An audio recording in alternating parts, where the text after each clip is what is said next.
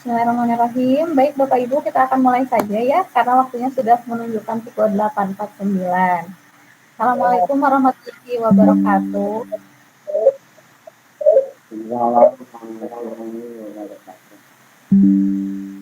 Ya baik, saya ucapkan terima kasih kepada Bapak Kepala Sekolah SDN 174 Pasir Impun, Bapak Andi, yang sudah turut mendukung kegiatan diseminasi budaya positif ini. Insya Allah hari ini izinkan saya untuk sharing ya kegiatan diseminasi budaya positif ini sebagai salah satu langkah awal kita untuk bergerak membudayakan disiplin positif di sekolah kita. Innalhamdulillah.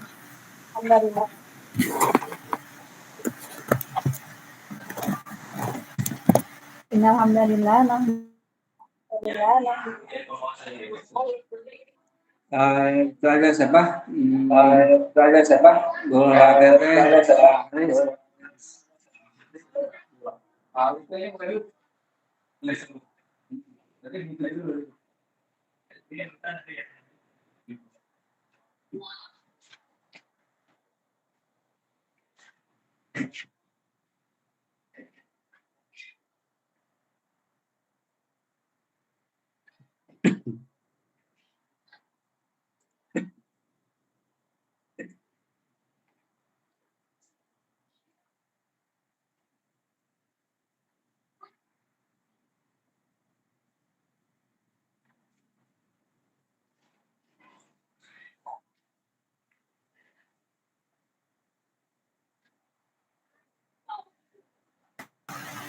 Bapak Ibu, mohon maaf saya barusan keluar ya, sinyalnya sepertinya kurang stabil. Baik, saya ulang lagi. Bismillahirrahmanirrahim. Innalhamdalillah nahmaduhu wa nasta'inuhu wa nastaghfiruh wa na'udzubillahi min syururi anfusina wa min sayyiati a'malina. May yahdihillahu fala mudhillalah wa may yudhlil fala hadiyalah. Asyhadu an la ilaha illallah wa la syarikalah wa asyhadu anna Muhammadan abduhu wa rasuluh amma ba'du. Seiring salam hormat untuk Bapak Kepala Sekolah SDN 174 Pasir Impun. Salam bahagia juga untuk guru-guru di SDN 174 Pasir Impun dan juga guru-guru dari luar wilayah SDN 174 Pasir Impun. Saya pribadi mengucapkan apresiasi yang setinggi-tingginya karena hari ini Bapak dan Ibu dapat meluangkan waktu ya secara khusus ya dalam kegiatan diseminasi disiplin budaya positif. Nah, untuk mengefektifkan waktu dan juga untuk lebih memberkahi kegiatan ini, marilah kita sama-sama mengucapkan bismillah bersama-sama terlebih dahulu. Bismillahirrahmanirrahim. Ya, membeli padi dan juga ikan. Sebagai sambutan, Saya persilahkan kepada Pak Andi untuk memberikan sambutan sebagai pengawal acara ini ya. Mangga Bapak Andi, Kepala SDN 174 Pasir Rimpu untuk memberikan sambutannya.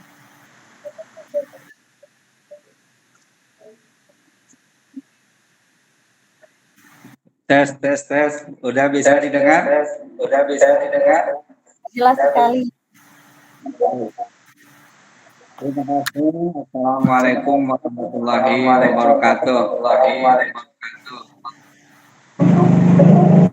Alhamdulillah wassalatu wassalamu ala Rasulillah.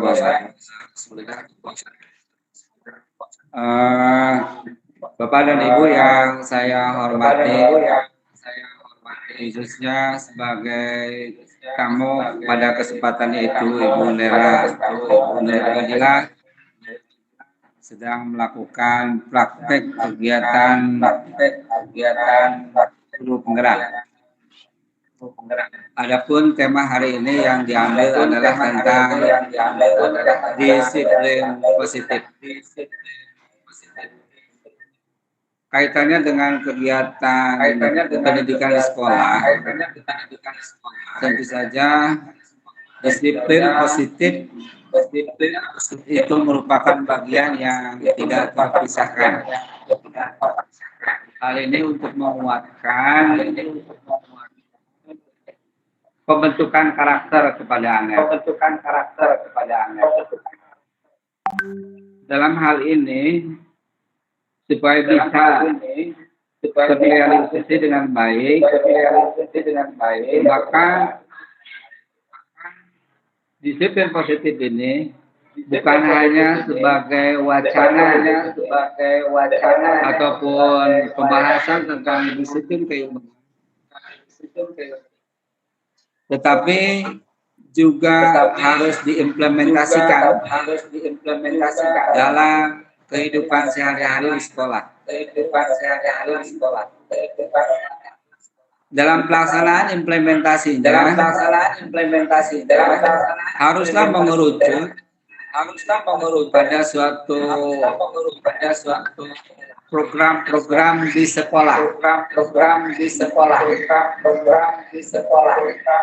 supaya kegiatan pengembangan disiplin positif ini bisa nyata terjadi di sekolah.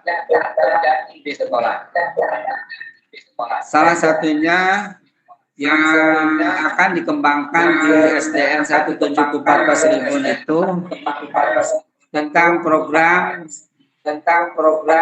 pengelolaan sampah. Pedoman pengelolaan sampah ini merupakan program yang secara terstruktur dari pemerintah Kota Bandung melalui Dinas Pendidikan dan DLHK dalam rangka mengurangi sampah atau mengurangi produk sampah. Dalam pedoman pengelolaan ini tentu saja harus ada tata tertib. Baik untuk seluruh warga sekolah.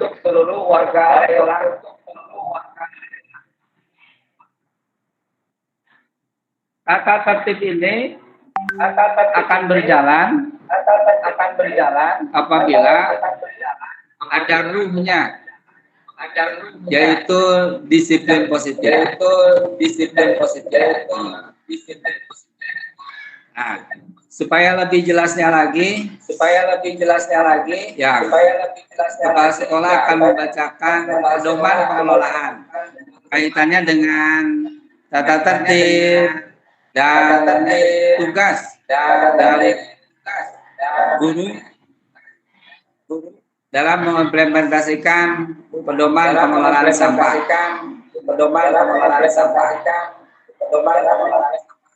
Ya, tata tertib itu merupakan suatu aturan yang sebagai realisasi dari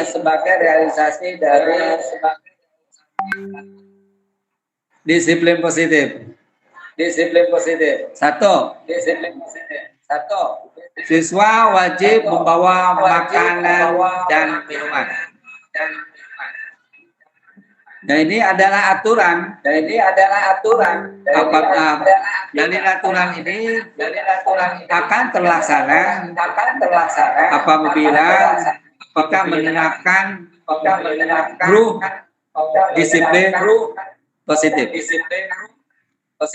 Jika yang kedua, jika akan ada jajan harus menggunakan wadah yang dibawa dari rumah. Buanglah sampah pada tempat yang telah disediakan.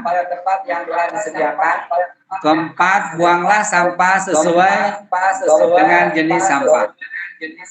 Ini tata tertib yang diterapkan kepada peserta didik. Ya. Hanya saja di sini memang tidak dibicarakan tentang tindak lanjut apabila ada siswa yang melanggar aturan.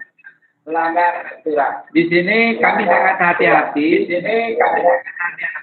kaitannya dengan penerapan disiplin positif.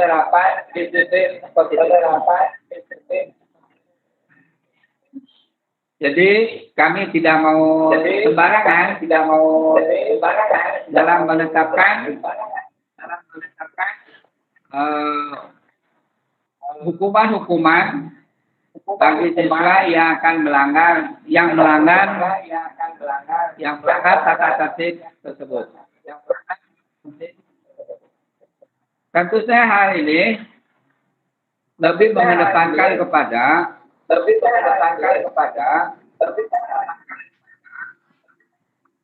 peran guru dalam memantau pelaksanaan tata tertib ini dan bagaimana sebaiknya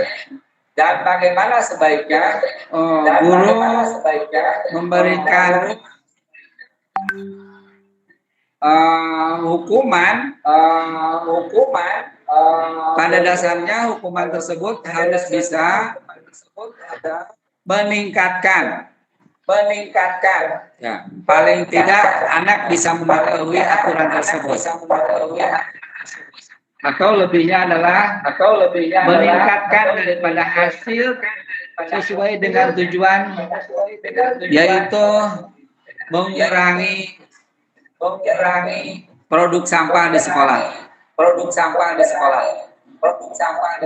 Berikutnya kaitannya dengan tugas pendidik dan tenaga pendidikan.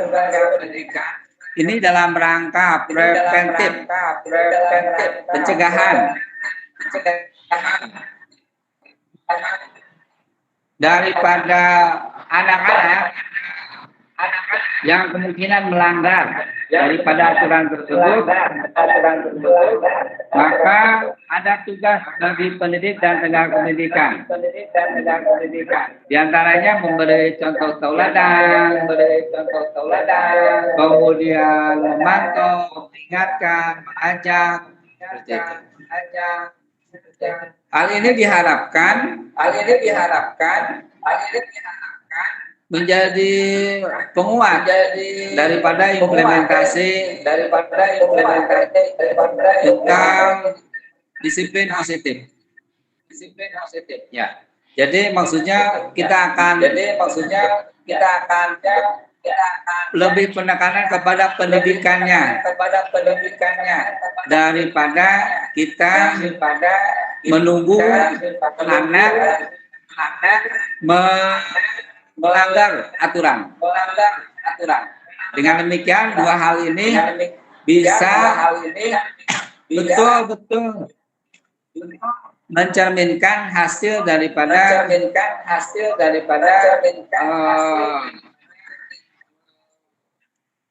aturan positif ya.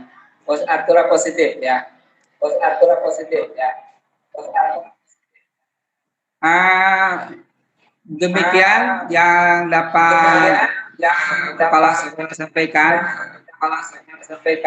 terkait dengan masalah budaya disiplin positif yang lebih khusus diimplementasikan dalam pedoman pengelolaan sampah di sekolah. Tentu saja masalah disiplin positif tidak hanya pada sebatas pengelolaan sampah, tetapi pada seluruh aktivitas di kegiatan di sekolah yang pada akhirnya diharapkan dapat meningkatkan hasil belajar siswa. Demikian yang dapat disampaikan, kurang lebihnya mohon maaf. Selanjutnya kepala sekolah akan memberikan support kepada calon guru penggerak Ibu Nera. Mudah-mudahan bisa memberikan tindakan lebih lanjut kaitan dengan penerapan disiplin positif khususnya di SD 174 Pasirimpun. Subhanakallah wa bihamdika asyhadu an la ilaha illa anta astaghfiruka wa atubu ilaik. Wassalamualaikum warahmatullahi wabarakatuh.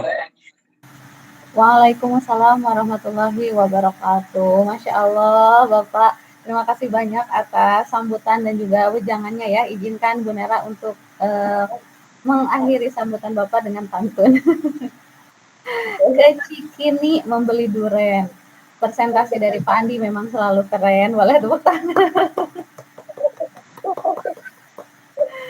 Ya, terima kasih banyak Bapak atas sambutannya, juga peringatannya buat kami ya selaku pendidik di lingkup SDN 174 Pasirimpun bahwa betul ya untuk pengelolaan sampah ini memang masih menjadi PR besar kita bersama ya, bukan hanya di SDN 174 Pasirimpun ya, lebih khusus, lebih umum juga di lingkup nasional ya, di negara kita memang sampah masih menjadi PR kita bersama. Maka hari ini izinkan Bu Nera untuk sharing ya sedikit ilmu, bukan berarti Bu Nera yang paling bisa, tidak ya, tapi ini hanya sharing pengalaman dan juga pembelajaran yang sudah dipelajari oleh Bu Nera selama mengikuti pendidikan guru penggerak. Izinkan Bu Nera untuk share screen ya.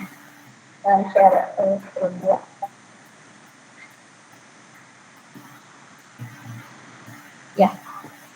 Bapak Ibu mohon izin untuk mikrofonnya minta dimatikan dulu.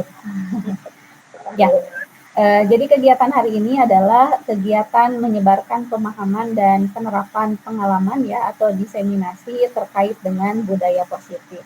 Nah, di sini budaya positif itu sendiri ya bisa diartikan dengan banyak hal ya, dan tentunya kita sebagai guru sudah tahu apa sih sebetulnya arti dari budaya positif. Budaya positif ini adalah suatu kegiatan yang sangat membudaya ya, dan harus dibiasakan dalam lingkup sekolah ya, di mana kita harus memunculkan ya ke-8 komponen ini di sekolah.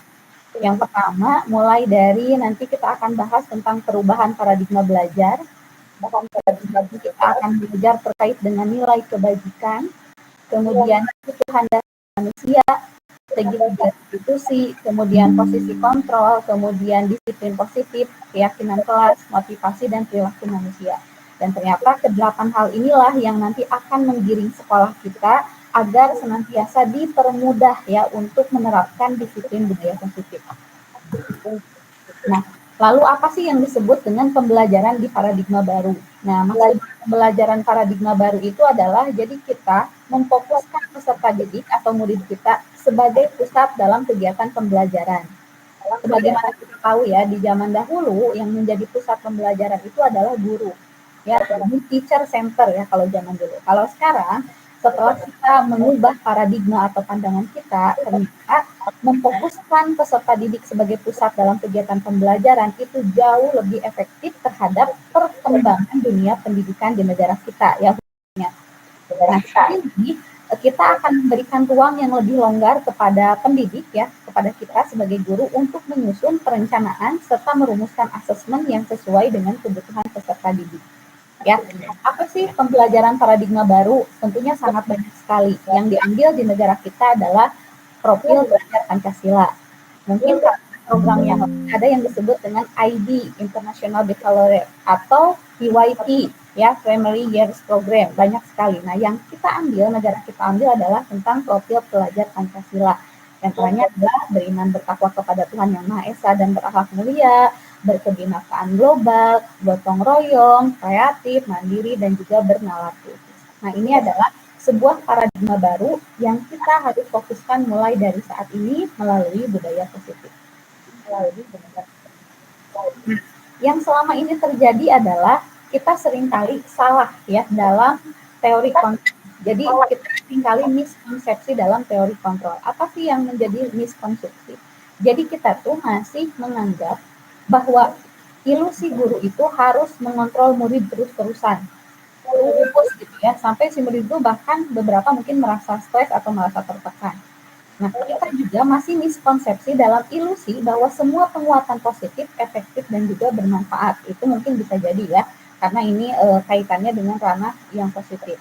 Kemudian, di sini masih ada ilusi bahwa orang dewasa berhak memaksa. Nah, ini yang seringkali mungkin masih miskonsepsi di antara kita ya. Jadi kita tuh ngerasa karena sudah dewasa, jadi kita merasa punya hak untuk memaksakan kehendak kita terhadap anak-anak atau terhadap murid kita. Nah, yang terakhir miskonsepsinya adalah kritik dan membuat rasa bersalah mampu menguatkan karakter. Ini yang memang perlu kita luruskan dalam paradigma baru budaya positif. Jadi ilusi-ilusi yang keempat ini kita akan coba kurangi, bahkan nanti akan sampai kita hilangkan ya, sehingga ilusi-ilusi yang guru mengontrol murid, kemudian orang dewasa berhak memaksa, kritik dan membuat rasa bersalah itu juga akan sedikit-sedikit kita kikis di sekolah kita ya. Nah, kemudian apa sih yang disebut dengan disiplin positif dan apa itu goals-nya? Nah, sebetulnya goals dari disiplin positif itu tidak apa ya istilahnya tidak terlalu ribet dan bahkan yang saya telusuri ya ataupun saya observasi di sekolah kita, penerapan disiplin positif ini sudah sering kita lakukan di sekolah. Jadi sudah tidak asing lagi. Makanya hari ini saya sharing di sini tuh bukan merasa lebih tahu, tidak sama sekali Bapak dan Ibu, tapi mengingatkan kembali gitu ya. Kita kuatkan lagi bahwa apa yang sudah kita lakukan di sekolah itu hayu kita lanjutkan yang positifnya. Nah, yang masih kurangnya hayu kita evaluasi, lalu hayu kita benahi bersama-sama. Nah, goals yang pertama adalah bahwa disiplin positif adalah kita melakukan suatu pendekatan untuk menerapkan disiplin dari dalam diri anak tanpa hukuman dan juga tanpa hadiah. Nah, tadi Bapak KS kita ya sudah menyinggung ya terkait dengan budaya kebersihan di sekolah ya, atau budaya untuk mengurangi sampah di sekolah. Nah, itu sudah menjadi satu goals yang luar biasa sangat bagus sekali gitu ya. Dan tentunya itu bisa menjadi inspirasi bagi sekolah lain dan juga untuk negara kita sebetulnya ya, bahwa bisa nggak sih SDN 174 Pasir Impun ini menerapkan suatu disiplin untuk mengurangi sampah gitu ya, tapi tanpa adanya hukuman dan hadiah. Nah, kalau tanpa hukuman dan hadiah, memangnya murid kita mau gitu ya? Kalau misalkan mereka harus memilah sampah tapi nggak ada hukuman misalkan, atau harus membawa pulang sampah ke rumahnya secara rutin tapi tanpa ada hadiah, apakah mungkin itu bisa terjadi? Nah, nanti kita akan bahas ya di slide berikutnya. Nah, sementara goals yang kedua itu adalah disiplin positif ini kenapa perlu diterapkan ya, baik itu di lingkungan sekolah maupun di lingkungan keluarga, karena kita saat ini masih rawan dengan tindakan kekerasan ya. Makanya kemarin kita sudah digembor-gemborkan ya oleh Dinas Pendidikan harus membentuk suatu komunitas yang bisa mencegah kekerasan di lingkungan sekolah. Nah, ternyata disiplin positif ini jika diterapkan dengan kontinu, jika diterapkan dengan sangat baik di sekolah, insya Allah tindak kekerasan dapat dihindari. Nah, bagaimana caranya? Mari kita lihat nanti. Kemudian Di dalam budaya positif, kita juga melihat ada beberapa nilai-nilai kebajikan. Nah, apa sih nilai-nilai kebajikan? Nah, sebagaimana artinya ya, kebajikan. Berarti kalau kebajikan itu adalah kebaikan ya. Nilai-nilai itu adalah value atau apa yang kita yakini sebagai sesuatu yang bernilai. Nah, apa sih yang disebut dengan nilai-nilai kebajikan? Nah, nilai-nilai kebajikan ini adalah nilai yang disepakati bersama terlepas dari suku bangsa, agama, bahasa, maupun latar belakangnya. Jadi nilai-nilai kebajikan di sini kita harus terapkan melalui disiplin positif tanpa kita melihat suku bangsanya, tanpa kita melihat agamanya, bahasanya, ataupun latar belakang keluarganya kalau di sekolah. Jadi tidak lagi ada istilah kita lebih menyayangi anak yang lebih pintar atau kita lebih menyayangi anak yang lebih cantik dan ganteng di sekolah atau anak yang lebih bersih, tidak ya. Namun kita harus menyepakati bahwa setiap peserta didik yang datang ke sekolah gitu ya, itu semua memiliki hak yang sama untuk mendapatkan nilai-nilai kebajikan khususnya dari gurunya. Nah, di sini Bu Nera mau share sedikit video ya tentang nilai-nilai sebetulnya itu sudah lama kita tinggalkan ya dan harus bisa menjadi evaluasi. Selamat menyimak ya sebentar.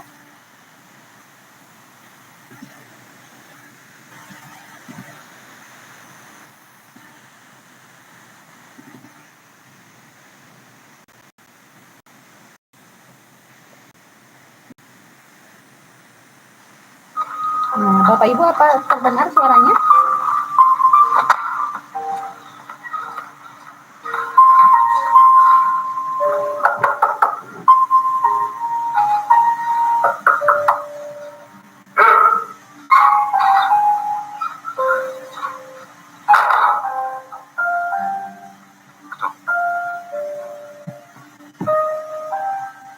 ¿Pones? Si me pones.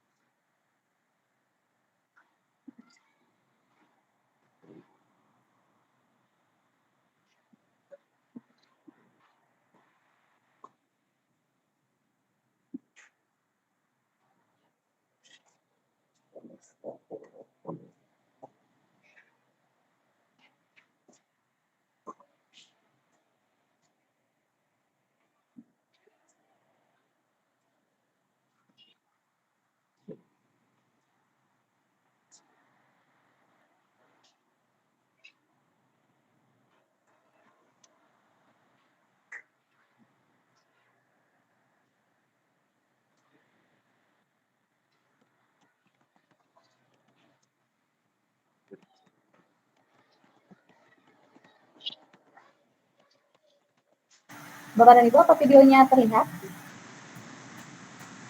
Atau perlu diulangi? Tidak ada? Oke, coba saya Tadi Bu Nera maaf tadi terdengar sedikit saja, tapi videonya tidak terlihat, yang kelihatannya PPT-nya aja, slide-nya. Oh iya, baik, saya ulangi ya, mohon maaf.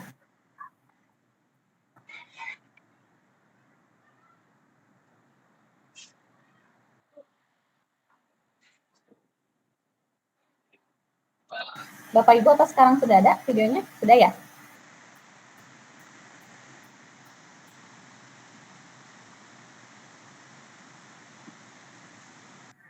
Ya, sudah Bu, sudah tayang.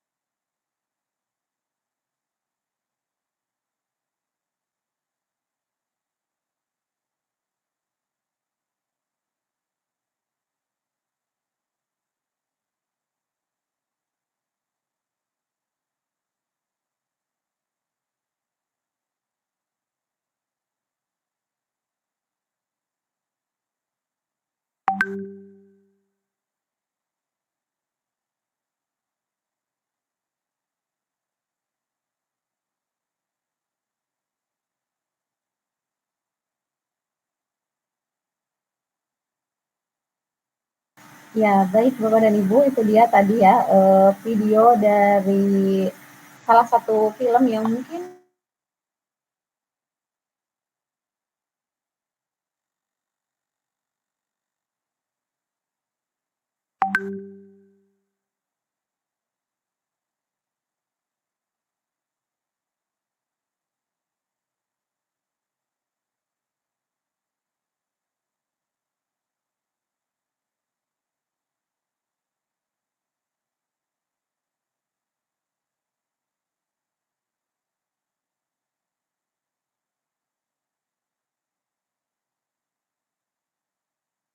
Ya, mohon maaf Bapak dan Ibu.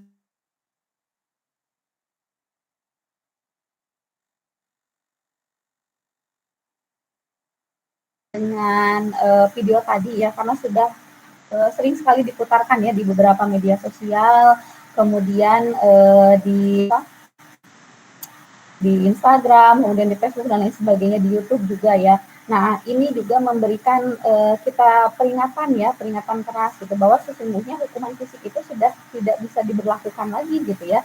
Nah, maka sekarang perubahan paradigma baru kita sudah beralih ke arah apa, pendidikan yang lebih ramah anak. Izinkan saya untuk mempresentasikan lagi. Nah, bahwa nilai-nilai kebajikan yang harus disepakati itu seperti tadi ya, kita tidak bisa langsung memberikan hukuman kepada anak gitu ya, tanpa kita itu tahu gitu ya, apa alasan dari anak tersebut gitu ya, melakukan sebuah pelanggaran di sekolah. Terutama tadi ya, ketika ada anak yang datang ke sekolah terlambat gitu ya, yang harus pertama kali kita lakukan adalah bertanya terlebih dahulu gitu ya. Namun karena kita merasa bahwa guru adalah orang yang paling benar, guru adalah segalanya, maka kita kadang-kadang tidak segan-segan ya untuk memberikan mereka hukuman. Nah, saat ini paradigmanya sudah bergeser, bahwa ketika anak melakukan pelanggaran, kita punya langkah-langkah yang lebih ramah, yang lebih efektif untuk mensiasati ataupun untuk menggali gitu ya pelanggaran yang dilakukan oleh setiap peserta didik. Nah, kemudian nilai-nilai kebajikan apa sih yang harus kita lakukan di sekolah gitu ya, atau yang selama ini sudah menjadi kurikulum di negara kita. Nah, kalau misalkan nilai-nilai kebajikan yang kita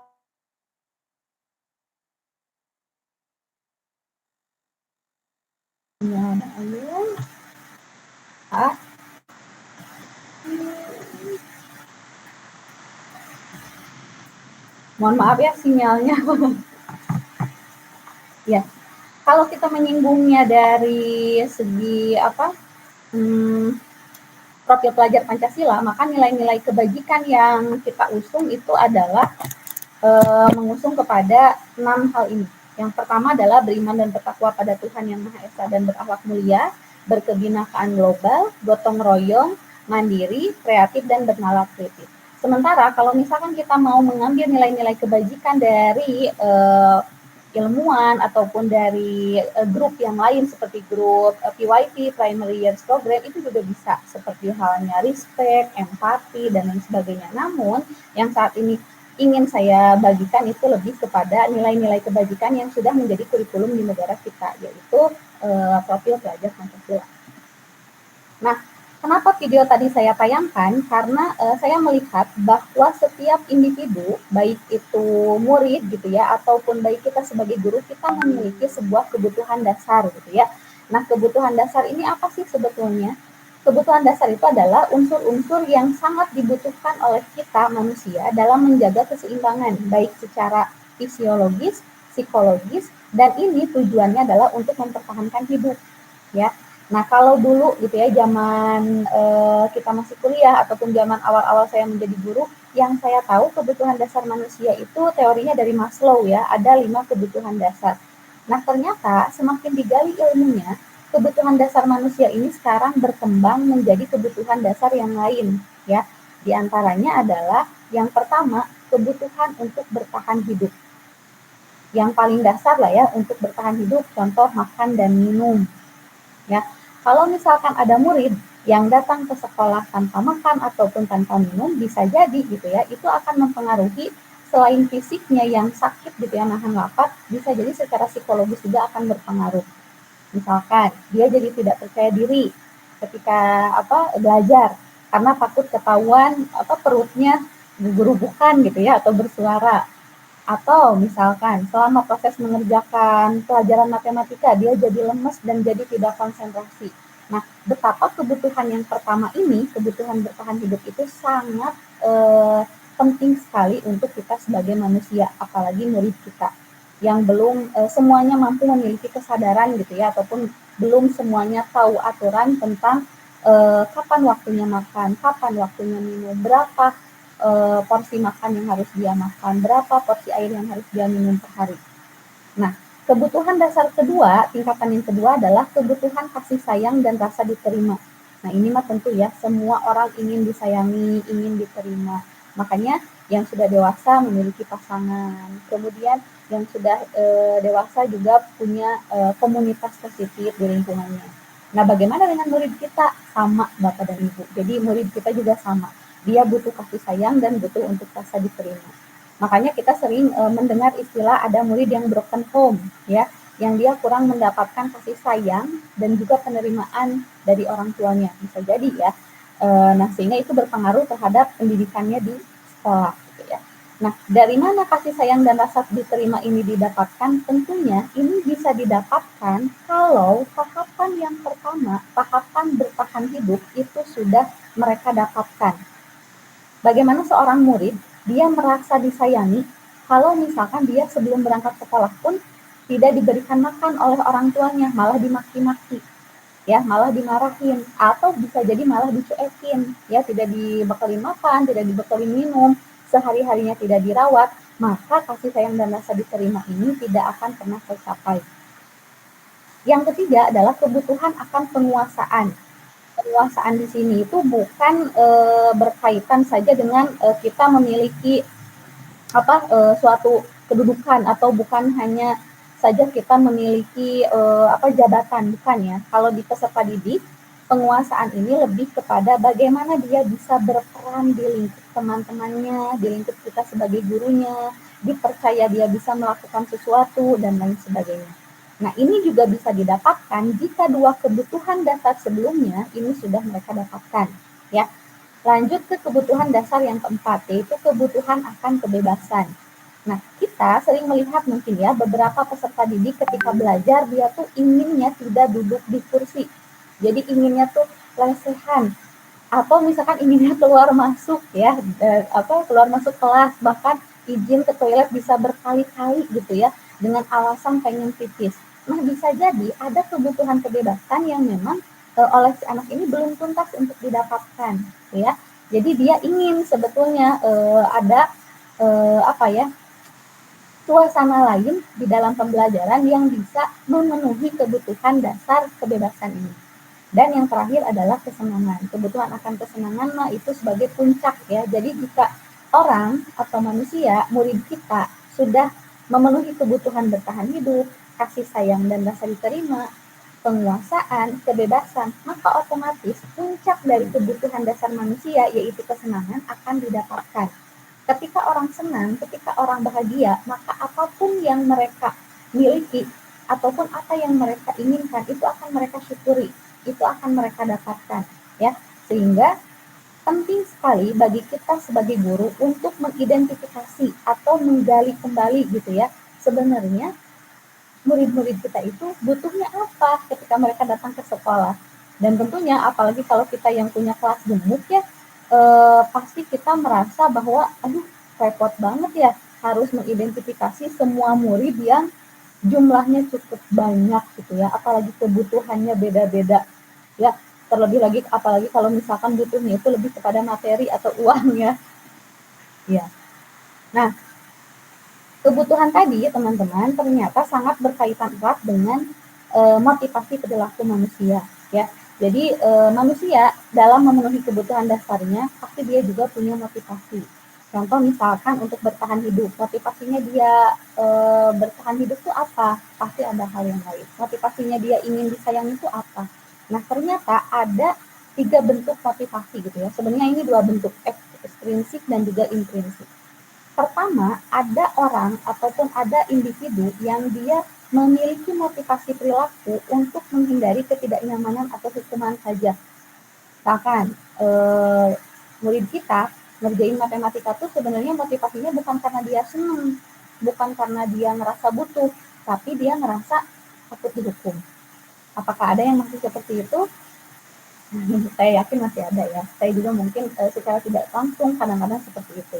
Ya. Kemudian yang kedua, ada motivasi juga dari individu kalau dia mengerjakan perilaku tertentu, melakukan sesuatu hal itu dia hanya ingin mendapatkan imbalan ataupun penghargaan dari orang lain. Nah, ini motivasinya masih juga bersifat eksternal ya, dan tentunya setiap orang gitu ya, terutama kita guru pasti pernah mengalami ini. Jadi ketika kita mau mengerjakan sesuatu, biarinlah biar dapat penghargaan nih dari Bapak KS misalkan. Nah, anak kita juga pasti ada yang motivasinya seperti itu. Misalkan, pengen dapat reward dari Bu Meli, misalkan 0 poin, atau misalkan nilai ujian akhirnya biar bagus nih gitu. Atau misalkan biar dikasih kue nih sama Bu Atin gitu, karena Bu Atin tuh sangat senang sekali berbagi dengan anak-anak ya, senang sedekah ke anak-anak gitu. Bisa jadi memang ada anak yang motivasinya seperti itu. Dan itu sebetulnya tidak apa-apa motivasinya eksternal.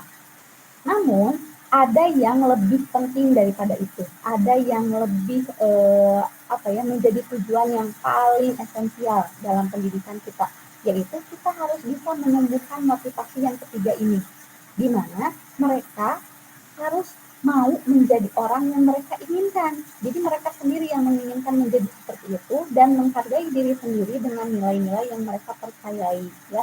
Jadi munculnya motivasinya itu misalkan dia mengerjakan matematika, dia membuang sampah pada tempatnya, dia saling terhadap guru, itu memang motivasinya karena dia menghargai dirinya sendiri. Karena dia meyakini bahwa apa yang dia lakukan itu adalah kebajikan, itu adalah kebutuhan, itu adalah hal yang harus dia lakukan. Maka kalau yang ketiga ini sudah dimunculkan, maka itu akan mempermudah kita sebagai guru untuk melakukan upaya pendekatan pendidikan menuju pendewasaan. Nah, ada kaitannya ke sini. Tiga perbedaan ya, ada tiga perbedaan antara hukuman, konsekuensi, dan juga restitusi. Nah, ini berbeda ya. Tapi fakta di lapangan kadang-kadang kita menganggapnya ini adalah hal yang sama. Terjemahnya tuh itu lagi sih sebenarnya mah gitu. Nah, ternyata kalau kita definisikan lebih lanjut ada tiga perbedaan. Yang pertama hukuman. Ya. Jadi hukuman ini artinya adalah segala sesuatu yang tidak terencana atau bisa jadi tiba-tiba. Seperti video tadi yang sudah saya tampilkan. Nah, dia tiba-tiba saja memukul telapak tangan murid tanpa bertanya terlebih dahulu atau tanpa dia merencanakan, gitu ya. Nah, kemudian murid tidak dilibatkan. Ketika hukuman itu terjadi, biasanya yang dilibatkan adalah ego dari gurunya itu sendiri. Udah merasa dia salah, ya udah kita hukum saja. Nah, itu yang seringkali kita ya, mungkin saya juga masih melakukan seperti itu. Kita tidak melibatkan murid dalam proses konsekuensi. Kemudian yang ketiga, hanya bersifat satu arah, yang tadi egosentris ya. Kita hanya ingin menuntaskan ego kita sebagai guru kepada murid tanpa kita bertanya, gitu ya. Pelanggaran itu dilakukan karena apa? Alasannya apa?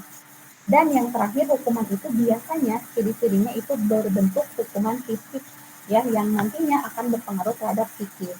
Seperti tadi ya di video. Jadi ketika dia datang terlambat, dia dipukul tangannya dengan penggaris, kemudian setelah itu dia menjadi tidak percaya diri secara psikologis.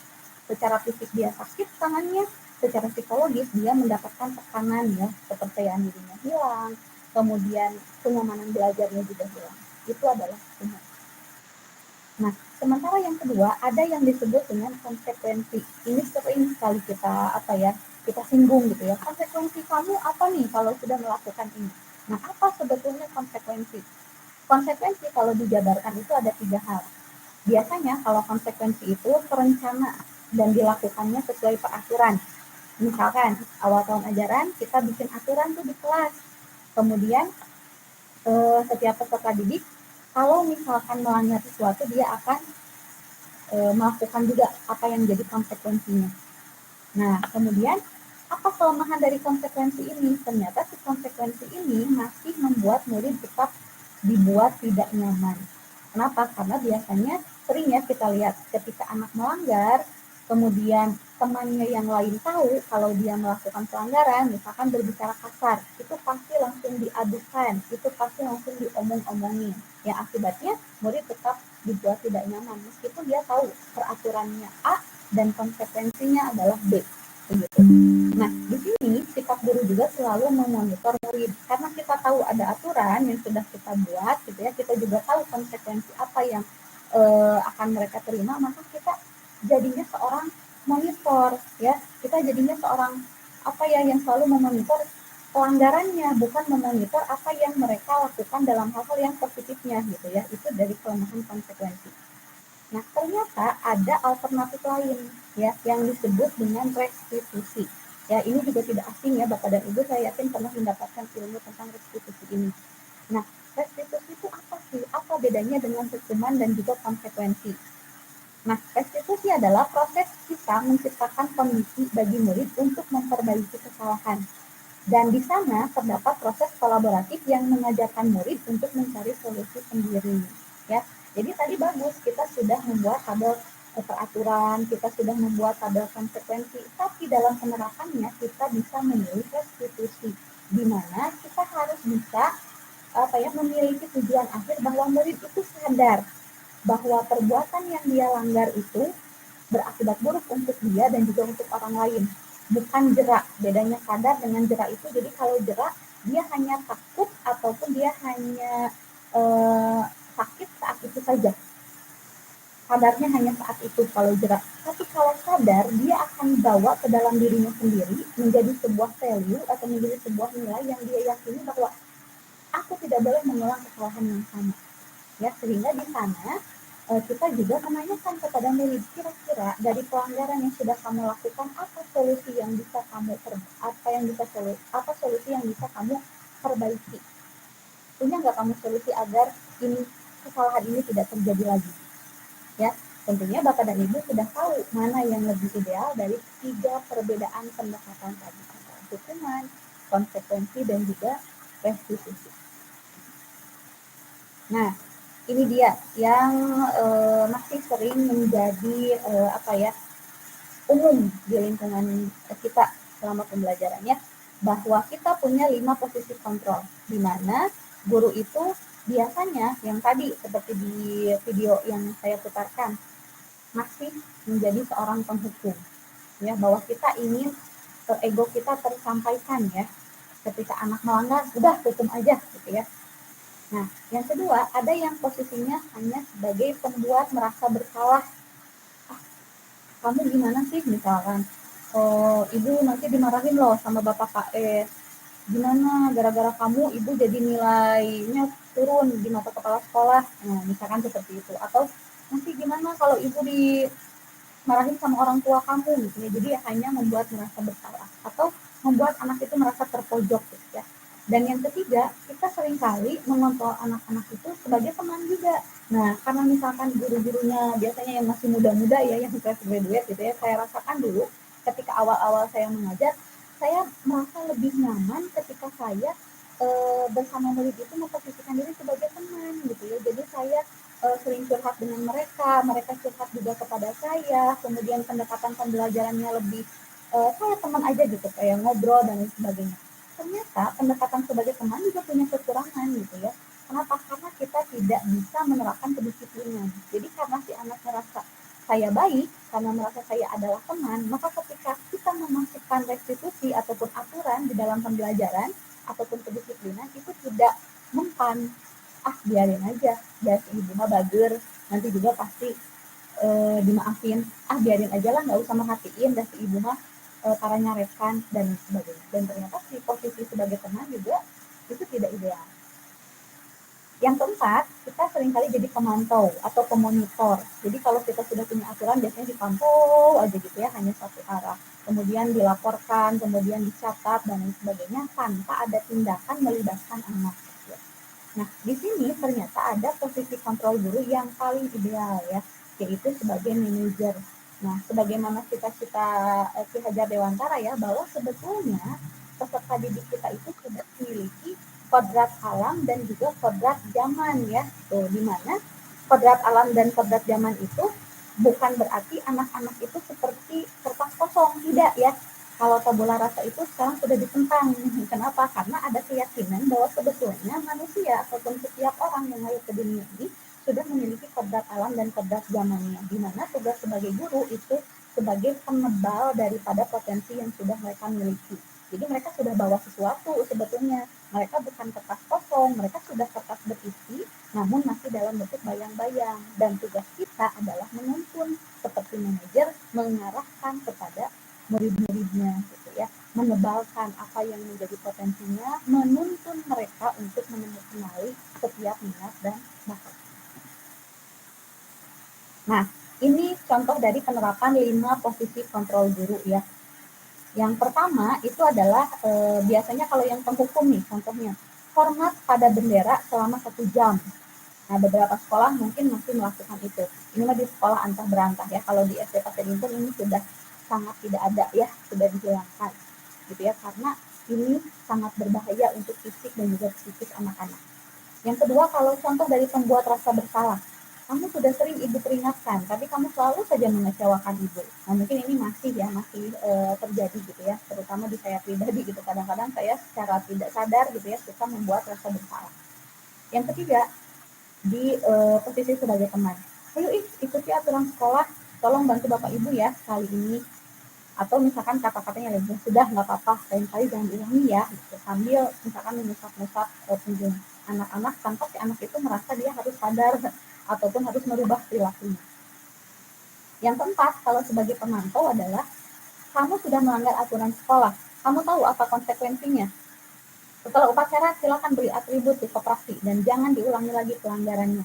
Nah, kalau sebagai pemantau kita biasanya seperti ini. Ini sudah banyak sebenarnya dilakukan di lingkungan sekolah kita, dan sebetulnya ini juga ada dampak yang positifnya ya di posisi sebagai pemantau. Namun ada posisi yang ditawarkan ya sebagai guru itu yang paling ideal sekali. Ya, yang paling ideal, dan sesungguhnya ini juga sudah diterapkan oleh kita di SD Pasir Impun ya. Sudah banyak sekali guru-guru yang menerapkan posisi sebagai manajer. Saya sering lihat ketika ada anak yang melanggar, guru-guru di sekolah kita itu sering tanya, apa kamu tahu apa kesalahan kamu? Ya, misalkan Bu Atin ya, saya sering dengar kalau misalkan ada yang melanggar, Bu Atin sering nanya, apa kamu tahu kesalahan kamu apa? Kira-kira kamu bisa memperbaiki kesalahanmu dengan cara apa? Ya, itu sudah sering saya lihat ya, ini diterapkan di sekolah kita, dan itu sudah sangat bagus ya. Kedepannya kita harus terus meningkatkan posisi manajer ini, kita latih ya bersama-sama seiring dengan proses berjalannya waktu. Insya Allah ya kita akan dimampukan oleh Allah gitu ya untuk memiliki posisi sebagai manajer tersebut sebagai posisi ideal. Nah, kemarin saya sempat bertemu dengan anak-anak kelas 6B untuk membuat sebuah perencanaan ataupun keyakinan kelas. Nah, keyakinan kelas itu apa? Beda nggak dengan peraturan kelas? Nah, ternyata keyakinan kelas dengan peraturan kelas itu berbeda sekali artinya. Jadi kalau keyakinan kelas itu keyakinan yang menjadi nilai-nilai. Jadi dia yakin bahwa di kelas ataupun di sekolah itu harus diikuti, ya. Dan kaitannya dengan kedisiplinan kalau keyakinan kelas. Nah, kalau peraturan kelas itu biasanya kita mengerucut lebih kecil, lebih konkret, dan biasanya kalau peraturan kelas itu menggunakan kata negatif. Misalkan, dilarang membuang sampah sembarangan. Nah, kata dilarang itu adalah kata yang negatif, yang sebetulnya di dalam otak manusia, kalau ada kata dilarang, biasanya kita penasaran. Makanya di negara kita ada istilah peraturan dibuat untuk dilanggar. Kenapa? Karena bisa jadi dalam mengemas peraturannya, kita sering mengemasnya dengan kalimat yang negatif. Dilarang buang sampah sembarangan, jangan lari-lari, dilarang ngupil, dilarang nyontek. Nah, itu justru menjadi sesuatu yang menstimulan otak jadi penasaran dan tertantang ingin melakukan itu. Makanya saya pernah masuk ke sebuah supermarket gitu ya, kemudian saya ikut ke toilet. Di pintu dekat toilet sebelum saya masuk ke toilet itu ada tulisan hanya karyawan yang boleh masuk. Nah, karena tulisannya positif gitu ya, tidak ada kata-kata atau kalimat yang negatif, maka saya tidak penasaran ingin masuk ke ruangan itu, karena karyawan saja yang boleh masuk, kata-katanya seperti itu. Coba kalau misalkan ditambah dilarang masuk kecuali karyawan, pasti di otak kita tuh langsung tertantang dan jadi penasaran, wah, kok kita nggak boleh masuk, kenapa karyawan boleh masuk ya. Tapi kalau tulisannya karyawan yang memiliki akses untuk masuk, nah kita jadi tahu, langsung punya kesimpulan, oh iya, karena kita bukan karyawan di sini, karena kita adalah orang lain gitu. Nah, itu pun sama Makanya di sekolah baiknya kita coba ubah peraturan kelas menjadi keyakinan kelas. Apa itu keyakinan kelas? Ciri-cirinya. Yang pertama, keyakinan kelas itu bersifat lebih abstrak, ya, atau bersifat lebih universal, lebih umum. Dibuat dalam pernyataan positif, sedikit agar mudah diingat. Jadi hanya sedikit saja kalimatnya, tidak panjang-panjang. Sesuai dengan kondisi kelas atau sekolah. Dan semua warga sekolah atau kelas dilibatkan dalam proses pembuatan keyakinan kelas. Ya, seperti halnya dulu kita pernah melakukan GBPLHS, ya, Gerakan Berbudaya Peduli Lingkungan Hidup. Kita melibatkan semua siswa, ya, bahkan semua warga sekolah dalam menandatangani petisi, ya, waktu itu petisi menjaga sekolah agar lebih bersih. Nah, itu kan kalimatnya positif, ya, menjaga sekolah. Kemudian membuang sampah di kotak biru untuk plastik, misalkan membuang sampah organik di kotak yang hijau, dan lain sebagainya. Itu kalimatnya bisa kita rubah menjadi kalimat yang positif. Misalkan lihat anak lari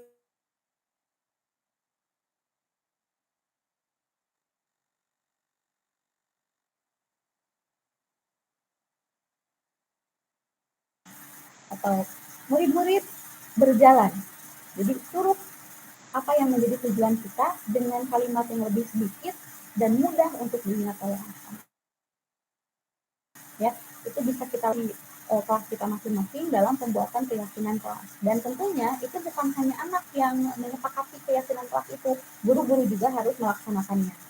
Tadi Bapak KS, ya, sudah mewanti-wanti di sambutannya bahwa untuk menjaga kebersihan lingkungan di SDN 174 Pasir Inpun itu bukan hanya siswa yang harus dibiasakan untuk membawa wadah ke sekolah, tapi guru-guru juga harus berinisiatif untuk sama bawa wadah untuk jajan, kemudian bawa bekal tumbler gitu, ya, dan diupayakan untuk seminimal mungkin mengurangi penggunaan sampah plastik dan lain sebagainya. Tadi Bapak saya sudah menyinggung itu. Nah, kemudian di sini ada segitiga restitusi, ya. Tadi kita tahu, ya, bahwa yang menjadi pilihan paling ideal itu adalah segitiga restitusi. Ya, apa itu segitiga restitusi? Nah, segitiga restitusi itu sebetulnya lebih kepada dialog yang dijalankan oleh guru agar dapat menghasilkan murid yang mandiri dan bertanggung jawab. Ya, ada yang pertama menstabilkan identitas. Ya, jadi nanti kita harus berdialog ketika anak melakukan sebuah pelanggaran, tidak langsung memberinya seperti tadi hukuman dengan memukul telapak tangan, tapi kita stabilkan dulu identitasnya. Misalkan, ini assalamualaikum, Dini, misalkan, apa kabar? Nah, kita stabilkan dulu identitasnya, kita tanya dulu namanya, tanya dulu kabarnya, kita perlakukan mereka sebagaimana manusia yang sangat utuh dan kita hargai, ya. Sehingga ketika kita mau melaksanakan tahapan segitiga restitusi ini, anak jadi stabil dulu, ya, sehingga dia bisa menjawab apa yang sesungguhnya menjadi alasan dia melakukan perbuatan itu. Nah, yang kedua adalah validasi tindakan yang salah. Nah, dalam obrolannya kita boleh menyisipkan kata-kata seperti ini, Bapak dan Ibu. Jadi kamu marah. Iya sih, Ibu juga pernah kok marah kalau misalkan tugasnya dicontek. Misalkan kalau kasusnya tuh ada anak yang marah-marah karena tugasnya dicontek oleh teman sebantunya. Dia langsung memukul misalkan punggung dari temannya tersebut sehingga terjadilah perkelahian. Nah, kita bisa nanya ke si anaknya, ibu lihat tadi kamu marah-marah ya ke teman kamu. Iya Bu, misalkan, sebab dianya nyontek sih, nyontek tugas aku terus, jadinya aku mukul punggung dia. Nah, kita validasi tindakan yang salah, artinya gini, oh iya, ibu juga pernah kok di posisi seperti kamu. Kalau ibu juga di posisi seperti kamu, ibu juga pasti marah kalau pekerjaannya dicontek gitu, ya. Apalagi ibu sudah bersusah payah mengerjakan itu. Nah, itu adalah validasi tindakan yang salah. Jadi kita berupaya gitu, ya, masuk ke dalam dunia anaknya dulu gitu, ya, sebelum kita menanyakan keyakinan sebagai tahap perubahan kesadaran diri murid. Nah, bagaimana cara menanyakan keyakinan? Misalkan tadi anaknya sudah cerita tuh tentang alasan kenapa dia melanggar. Kita tanyakan, menurut kamu tindakan yang sudah kamu lakukan itu benar atau salah? Nah, ini biarkan anaknya yang menjawab.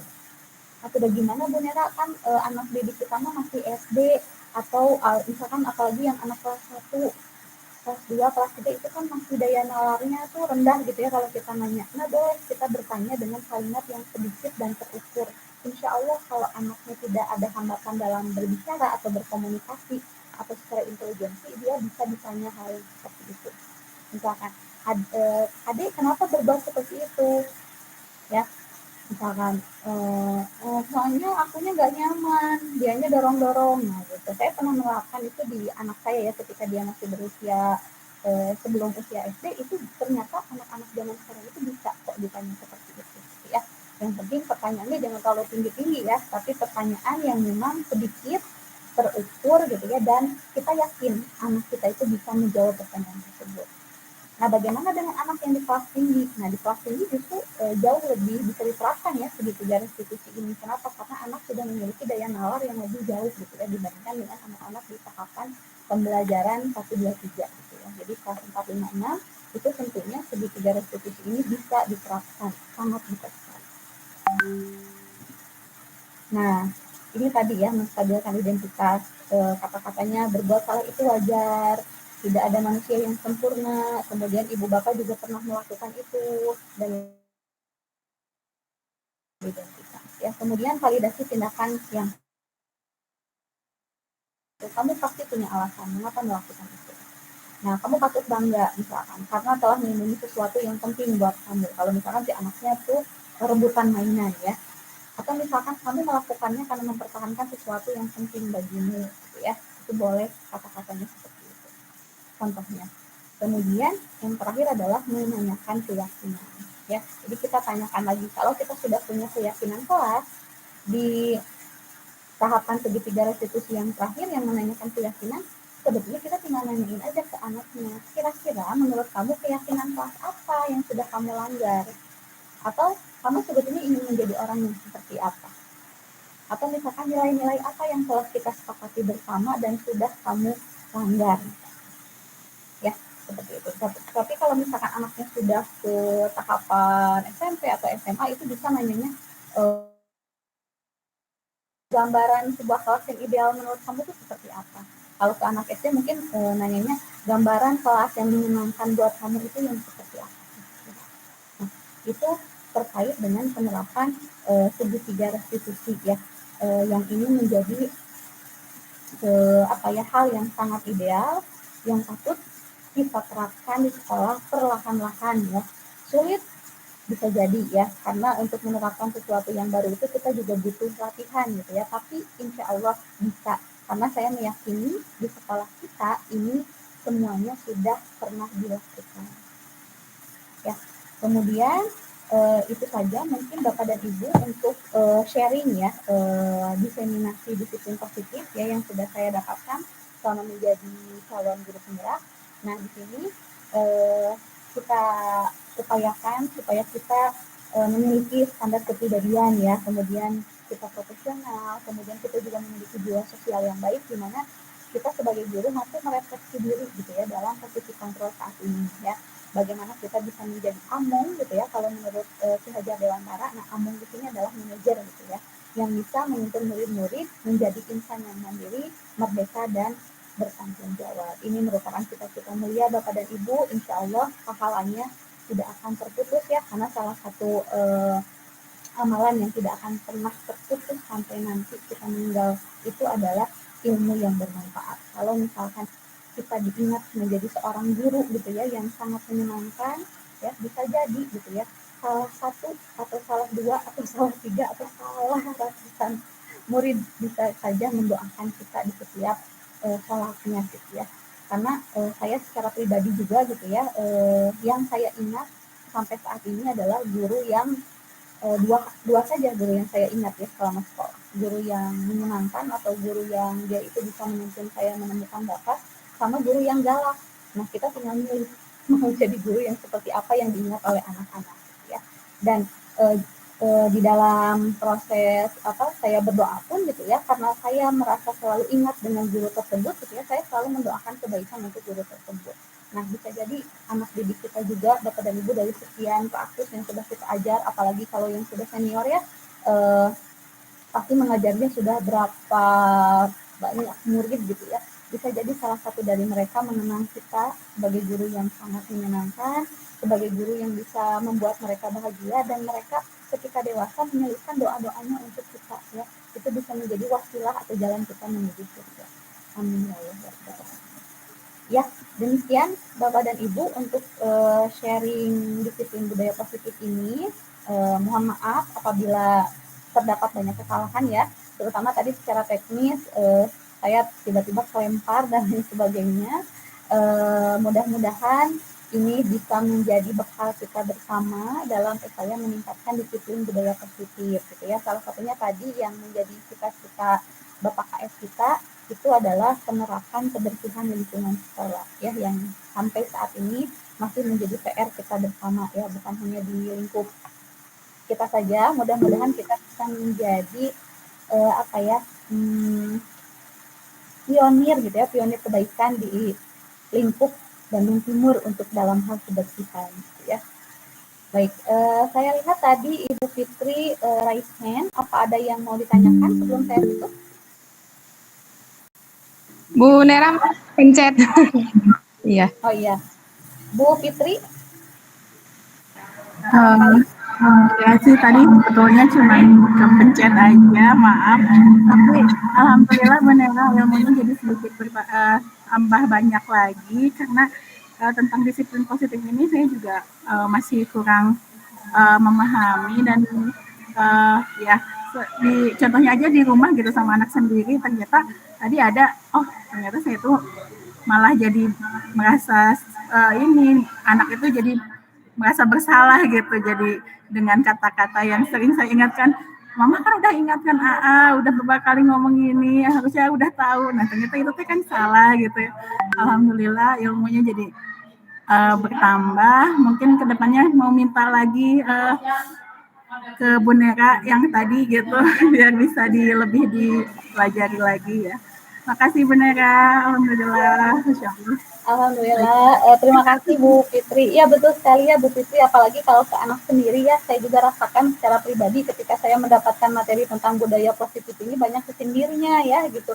Ternyata itu saya terapkan juga selama ini, lebih banyak kadang-kadang menjadi teman ya. Saya juga seringkali ditegur gitu ya oleh suami karena saya terlalu memperlakukan anak saya itu seperti halnya teman, sehingga kurang jadi si anak itu jadi kurang sopan gitu ke kita. Misalkan posisi saya lagi makan, misalkan anak saya selonjoran kakinya dan lain sebagainya. Atau ya tadi yang sama seperti begitu ya, membuat rasa bersalah, betul gitu ya. Itu juga kalau diterapkan di anak pribadi saja ya gitu, anak kandung saya sendiri. Terus sudah sering sekali saya melakukan metode itu, dan alhamdulillahnya ketika mendapatkan materi tentang restitusi ini, saya akan belajar juga ya sedikit demi sedikit, sekalipun memang dirasa akan sulit ya karena sudah jadi kebiasaan penerapan sebagai teman dan pembuat rasa bersalah, tapi insya Allah bisa. Mudah-mudahan Allah mampukan, mudah-mudahan Allah kuatkan ya Bu Fitri. Nanti kita sharing-sharing lagi di sekolah lebih jauh ya, kita saling curhat-curhatan lagi bagaimana sebetulnya pendekatan restitusi yang bisa diterapkan ke anak kita ya, bukan hanya peserta didik ya, tapi kepada anak kandung kita, supaya mereka bisa menebalkan potensi yang sudah mereka bawa dan dititipi oleh Allah SWT. Ya, Bapak dan Ibu mungkin ada yang mau bertanya lagi atau mau sharing atau mau cerita, mangga dipersilakan. Terkait pengalamannya, misalkan saya mah sudah mahir dalam penerapan segitiga restitusi dan lain sebagainya. Tidak ada? Baik, jika tidak ada, saya izin untuk melampirkan daftar hadir dan juga Padlet ya, papan Padlet untuk diisi oleh Bapak dan Ibu yang menjadi peserta webinar hari ini ya, terkait dengan tanggapan dari webinar kali ini. Izinkan saya mengirimkan linknya sebentar.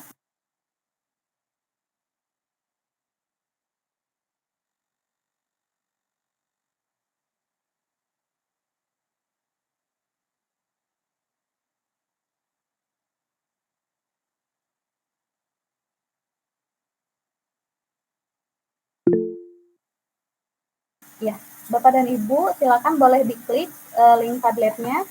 Boleh di sana dituliskan namanya terlebih dahulu, kemudian diisi.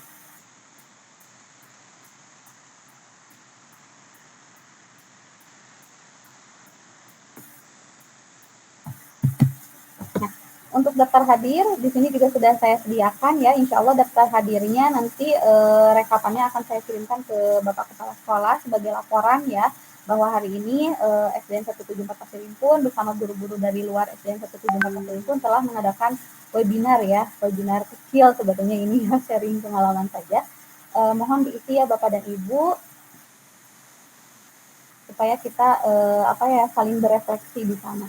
Adapun kalau masih ada yang kurang atau masih ada yang mau ditanyakan di luar dari webinar ini, Bapak dan Ibu boleh menjawab saya, ataupun nanti kita boleh berdialog langsung ya di sekolah, ataupun di chat, ataupun ketika kondisinya terjadi secara insidental ya di sekolah, tiba-tiba ada pelanggaran berat gitu ya, tapi alhamdulillah ya kita bisa sharing bersama, sehingga kita bisa menerapkan disiplin budaya positif ini.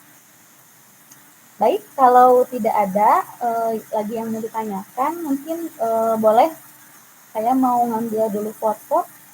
Bapak dan Ibu yang bisa membuka kamera, boleh dibuka dulu kameranya. Yang sedang mengajar tidak apa-apa, tidak perlu dibuka kameranya. Ya, baru Bapak KS yang dari tadi standby membuka kamera.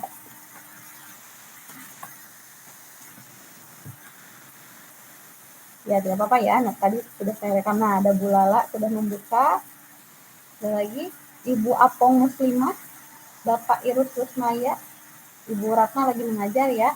Bu Meli juga sama sedang mengajar. Bu Fitri sama juga sedang mengajar, tidak apa-apa ya. Tadi sudah ada sebetulnya di rekam layar. Baik, seadanya dulu ya, bertiga saja. Di foto boleh berpose. Nah, Bu Siti Rokiah, alhamdulillah. Ya, 1, 2, 3.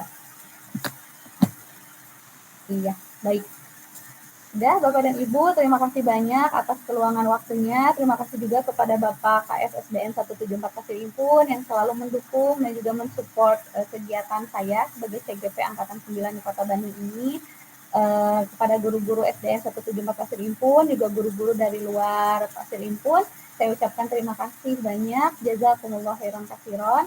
Semoga pertemuan ini bisa menambah keeratan tali silaturahim kita, gitu ya, menguatkan kita juga sebagai peserta, sebagai pendidik dalam menuntun murid-murid untuk menemukan melalui potensi dan juga bakatnya.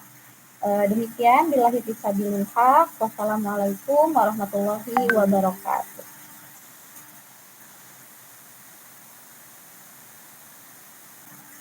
Waalaikumsalam. Bapak dan Ibu, mangga dipersilakan untuk voting. Kalau sudah mengisi Padlet ya, dan juga daftar hadir.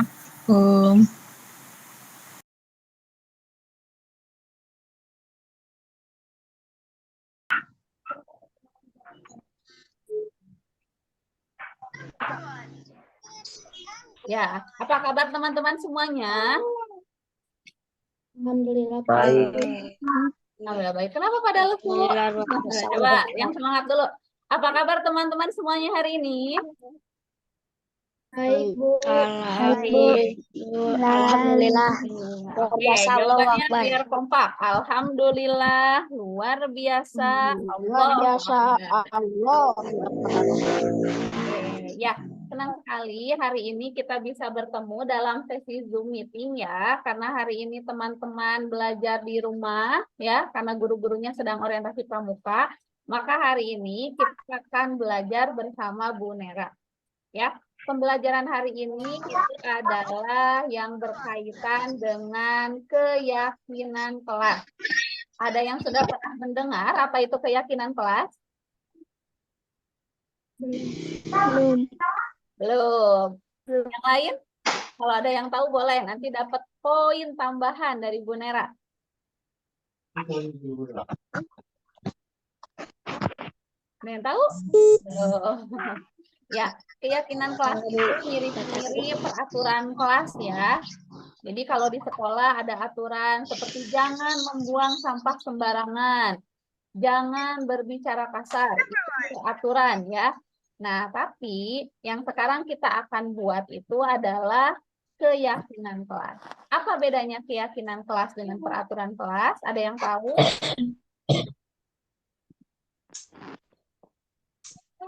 Ya, jadi keyakinan kelas itu bedanya dengan peraturan seperti ini. Jadi kalau peraturan biasanya diawali dengan kalimat negatif. Misalkan jangan itu kan kalimat larangan ya, kalimat negatif. Atau dilarang, itu kalimat negatif. Nah, kalau keyakinan kelas itu tidak ada tidak ada kata-kata atau kalimat negatifnya, ya. Jadi semuanya kata-katanya positif dan disepakati oleh kita bersama. Ya, jadi bukan hanya kalian yang melaksanakan keyakinan kelasnya, melainkan Bu Mera juga sebagai guru ikut melaksanakan keyakinan kelas tersebut. Paham ya? Paham. Paham. Nah, yang selama ini sudah dijalankan aturan di sekolah, kira-kira aturan apa saja? Ada yang tahu?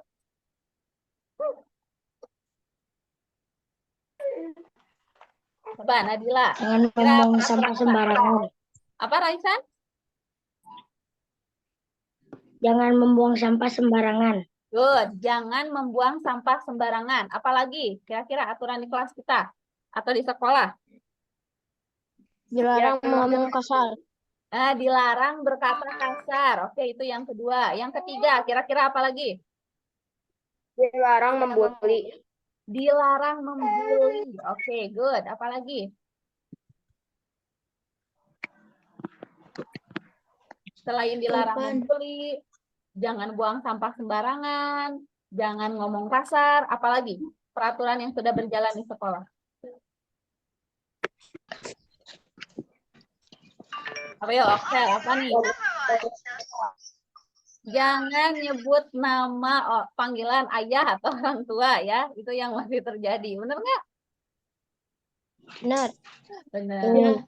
Ya, jadi hari ini coba kita akan rumuskan dari peraturan yang tadi ada kalimat dilarangnya menjadi keyakinan kelas.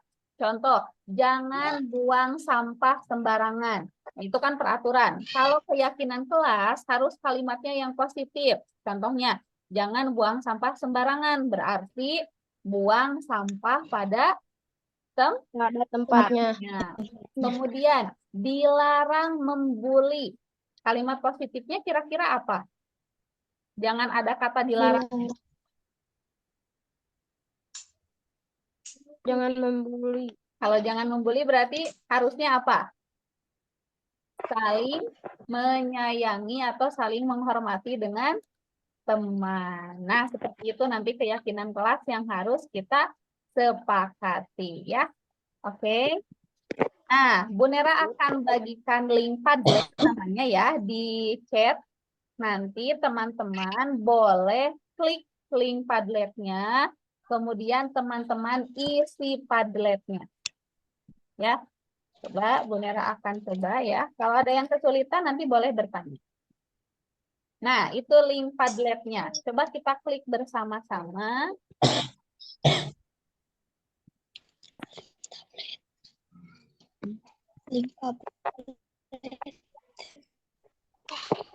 Ada link Padletnya? Sudah dibuka? Sudah, Ibu. Sudah. Ya, silakan teman-teman isi. Nah, itu ada foto kita bersama ya.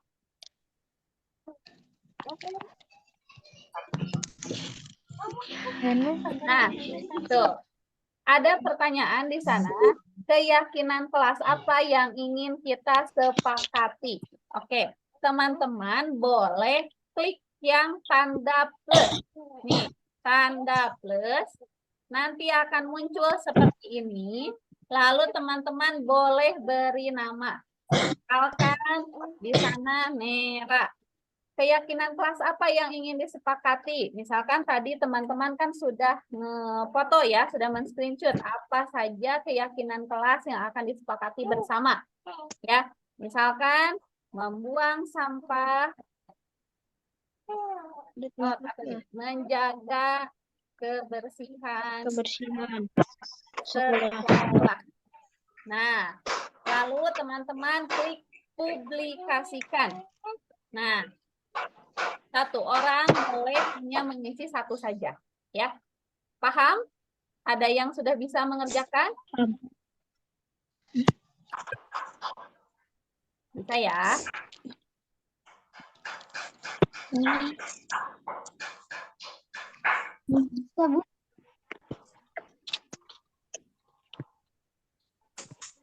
Nggak bisa, Bu. Nggak bisa. Nggak bisa, Bu. Klik tambah. Alhamdulillah. Nah, tuh Oksel sudah berhasil. Oksel, kami saling menghormati guru dan teman. Good. Nah, Adli, membuang sampah pada tempatnya. Bagus. Apalagi? Yo, sudah 2 orang yang mengisi. Nah, Nadila jangan mencoret di situ ya, Nak. Nadila boleh klik yang tanda panahnya. Iya, Bu, maaf salah. Ya. Nah, itu tidak ada namanya. Oh, Ihsan. Ihsan menghargai pendapat orang lain. Good. Kita lagi direkam ya. Ya. Siapa lagi nih? Ayo.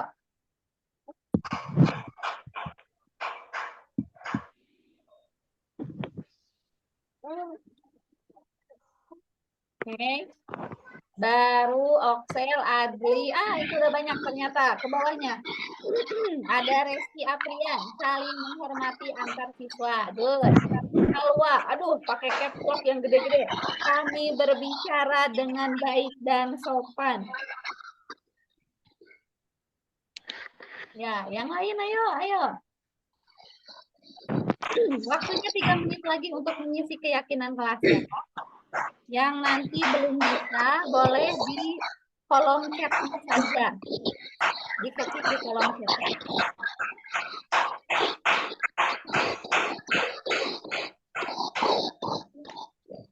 Ya, ada lagi nih ke bawahnya. Disiplin dan tepat waktu saat belajar. Tapi di sana tidak ada namanya. Tidak apa-apa ya, itu sudah mewakili keyakinan kelas kita. Bagus, good job. 2 menit lagi.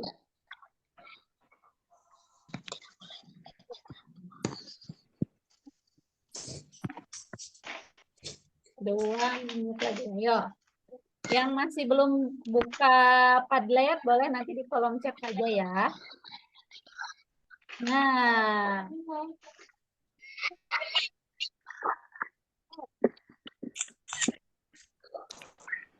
Oke. Sudah ya teman-teman ya, karena waktunya sudah sudah habis nih. Ada tambahan dari Abil, katanya di kolom chat tidak boleh mengejek. Nah, itu mengejek nama orang tua ya. Oke, itu sepakat kita bersama-sama. Jika Bu Nera harus rangkum ya, apa yang menjadi keyakinan kelas kita ya, coba Bu Nera akan rangkum dalam sebuah PowerPoint.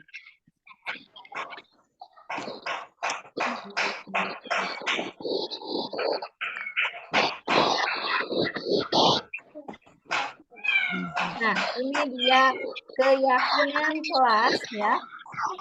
6B SDN 174 Pasir Impun ya. Kita akan sepakati bahwa yang pertama, kami akan disiplin dan tepat waktu saat belajar. Ini berlaku bukan hanya untuk teman-teman ya, tapi untuk Bu Nera juga sebagai guru teman-teman. Jadi kalau Bu Nera nanti sudah masuk sekolah, Bu Nera juga harus waktu masuk ke kelas ya. Sepakat tidak? Sepakat. Oke. Yang kedua, kami menjaga kebersihan diri, kebersihan kelas, dan lingkungan sekolah. Ini juga bukan berlaku untuk teman-teman kelas 6B saja. Ini berlaku untuk semua warga sekolah, termasuk Bu Nera. Jadi teman-teman kalau nanti mendapati Bu Nera tidak menjaga kebersihan ya, atau tidak menjaga kebersihan diri, misalkan Bu Nera datang ke sekolah, banyak banget ininya ingusnya sampai kelihatan hijau-hijau, itu kan berarti Ibu Nera tidak menjaga kebersihan diri. Teman-teman boleh ingetin Bu Nera ya, begitu juga nanti akan mengingatkan ketika teman-teman nanti tidak menjaga kebersihan diri ataupun dengan. Yang ketiga, saling menghormati guru dan teman. Ini berlaku umum ya, menghormati itu seperti berbicara yang baik ketika ada guru, kemudian tidak menghina nama orang tua, kemudian ketika ada orang yang berpendapat tidak diejek dan lain-lain. Sepakat? Sepakat. Oke. Yang keempat, keyakinan kelas kita adalah tadi dari Oxel dan teman-teman juga, kami berbicara dengan baik dan sopan. Ya, sekarang masih ada nggak yang berbicaranya kasar atau jorok? Masih ada. Nah, mulai sekarang kita yakin teman-teman bahwa kita bisa untuk berubah dengan berbicara yang baik dan juga sopan. Oke ya? Oke, sepakat ya? Nih, kalau sepakat harus jadi keyakinan ya. Harus berubah berarti mulai sekarang. Nah, yang kelima, kami saling mengingatkan dan saling tolong menolong. Contohnya seperti apa?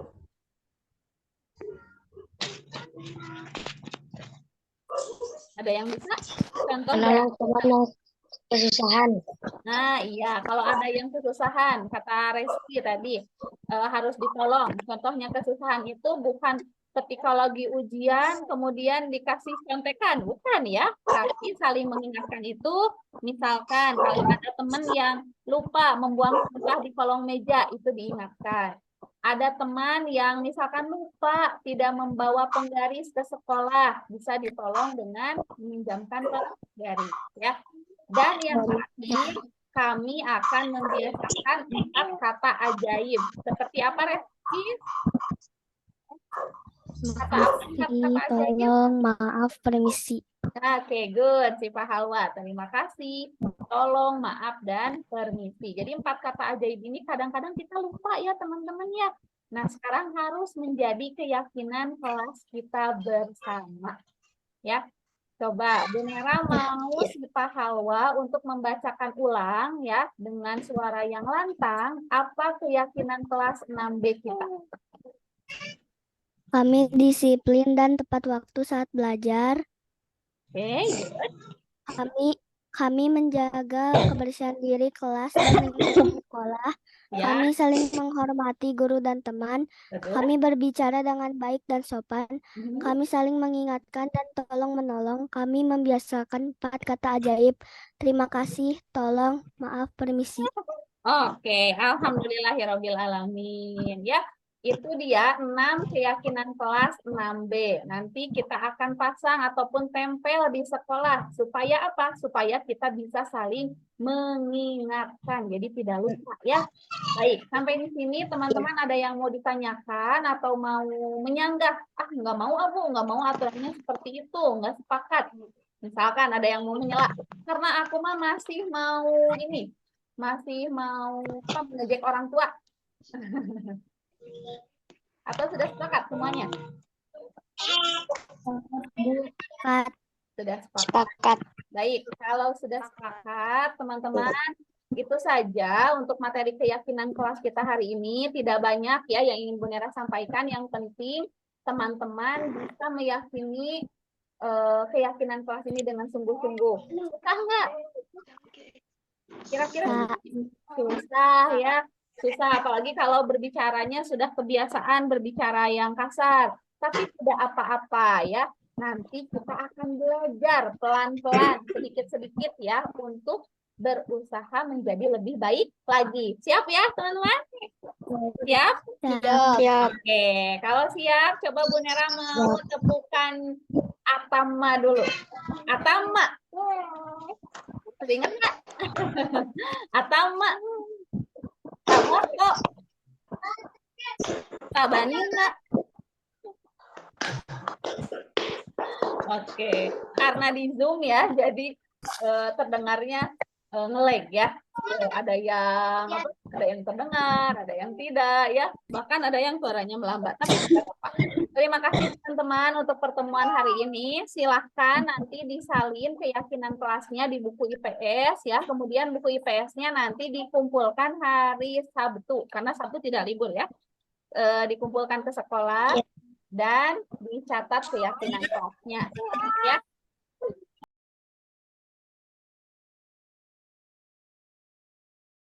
Assalamualaikum warahmatullahi wabarakatuh.